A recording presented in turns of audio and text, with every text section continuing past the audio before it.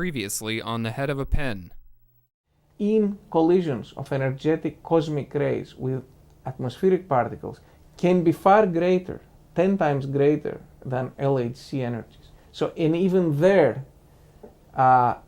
even in spite of that, there hasn't happened any catastrophic event involving black holes to destroy the Earth or any other part of our universe.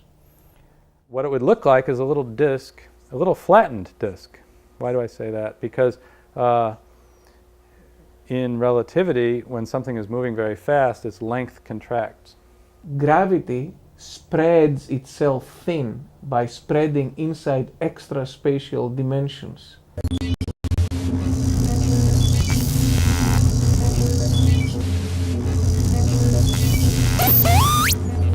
When you have a cosmic ray colliding with an atmospheric particle, the cosmic ray has humongous energy, whereas the particle in the atmosphere has very little energy, so little that practically you can ignore its motional, its kinetic energy. And so it's important when you study of course it has the rest energy, the one that's attributable to the fact that this particle has a mass, E equals mc squared. That energy is always there, but it has no motional energy. What has the vast amount of energy is the incoming cosmic ray.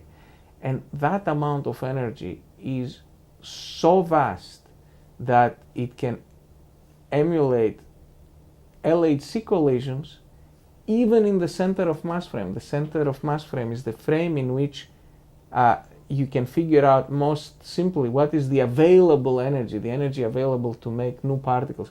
If you go to a random frame of reference and you make new particles, you analyze the production of particles, you have to be careful because in a random frame of reference, when you make a particle, it also has to be moving because of conservation of momentum. So if you want to find the energy that's available to just create a new particle, essentially at rest, that's the center of mass frame you have to analyze.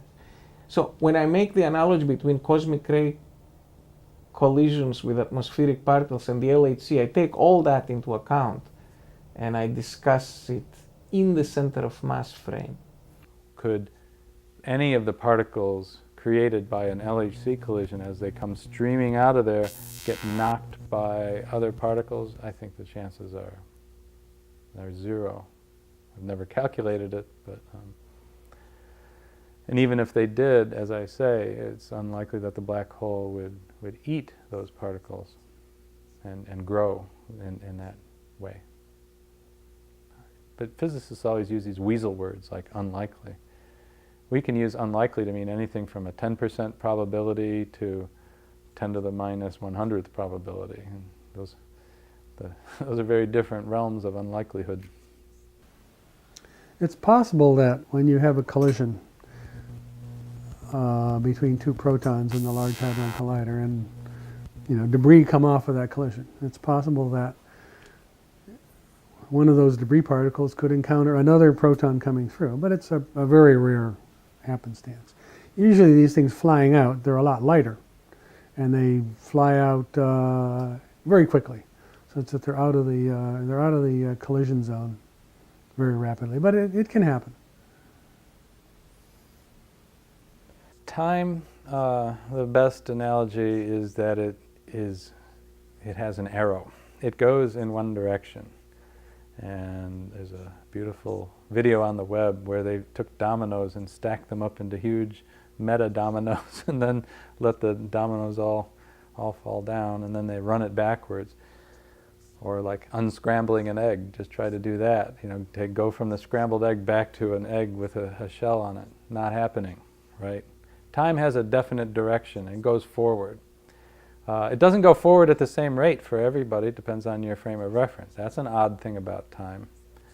The other odd thing about time is that is it really appropriate to think about it in linear terms? Let's say here's the Earth 13.6 billion years after the Big Bang.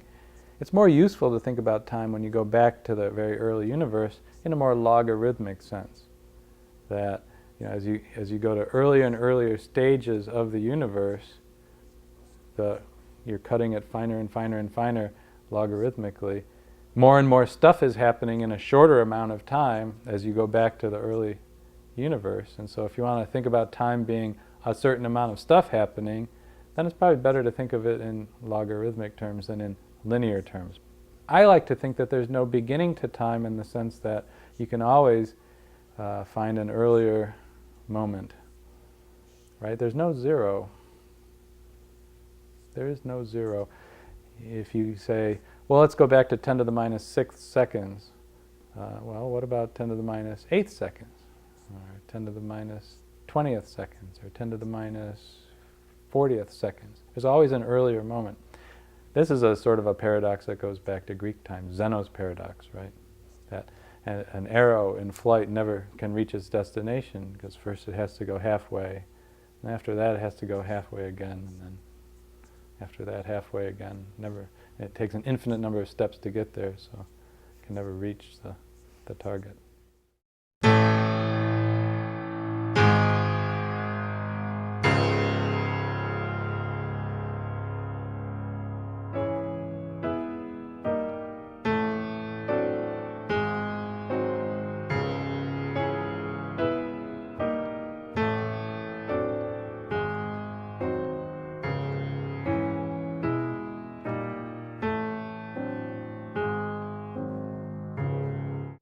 LHC is just one big step on this journey upwards.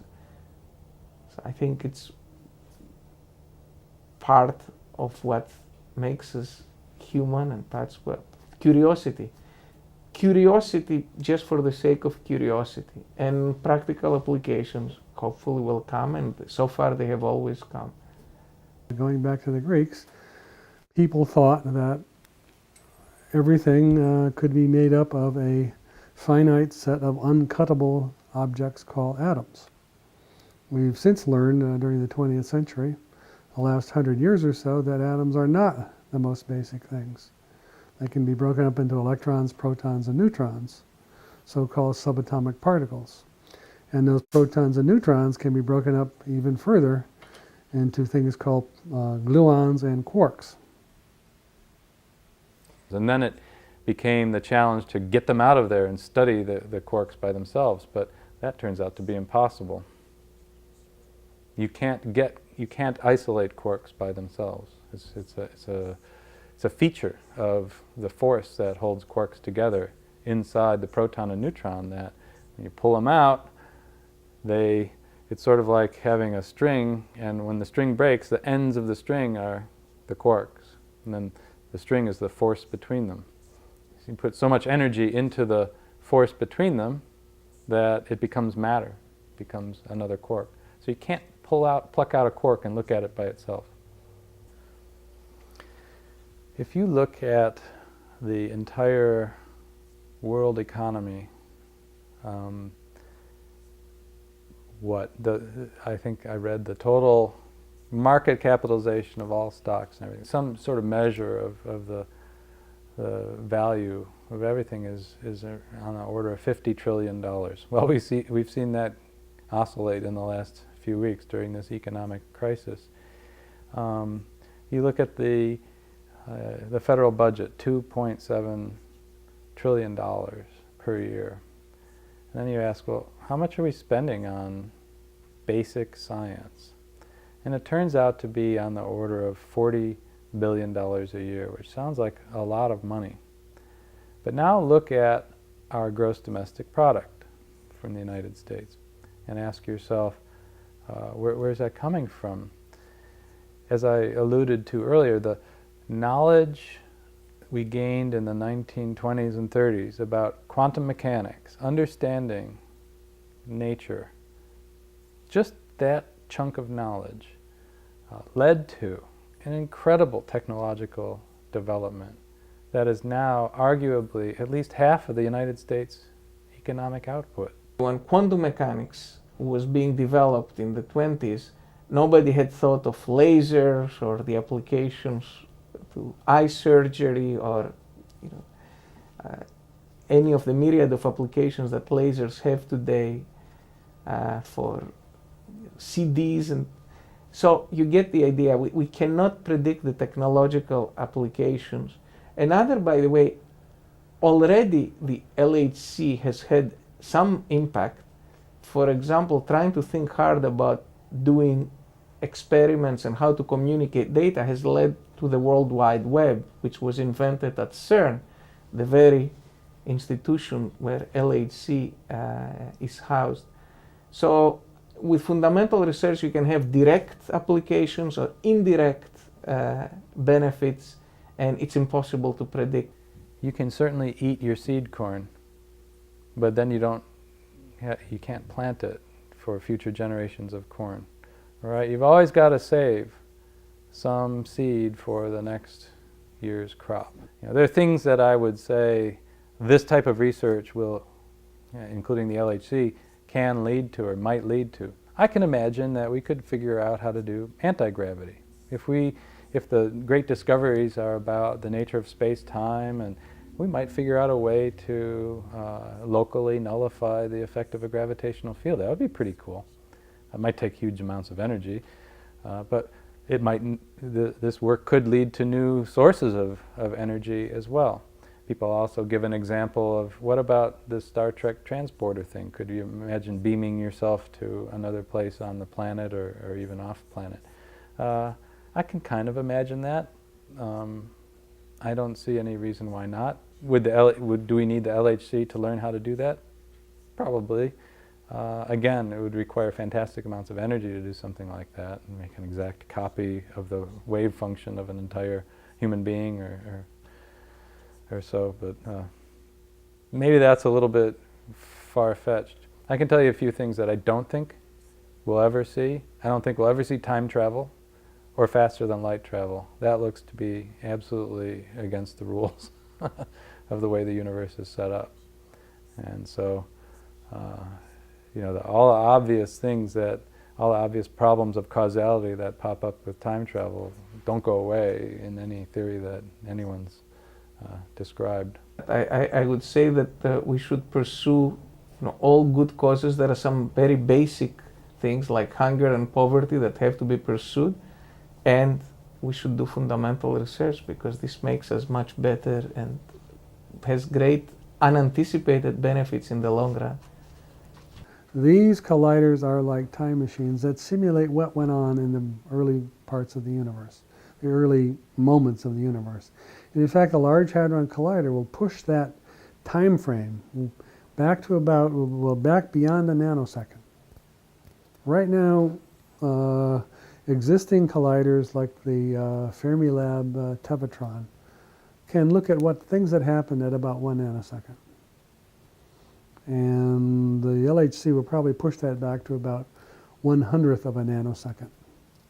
All right, and so they give us a window on various processes that are responsible for creating the things that we do see in the universe today. Where did all the structure come from?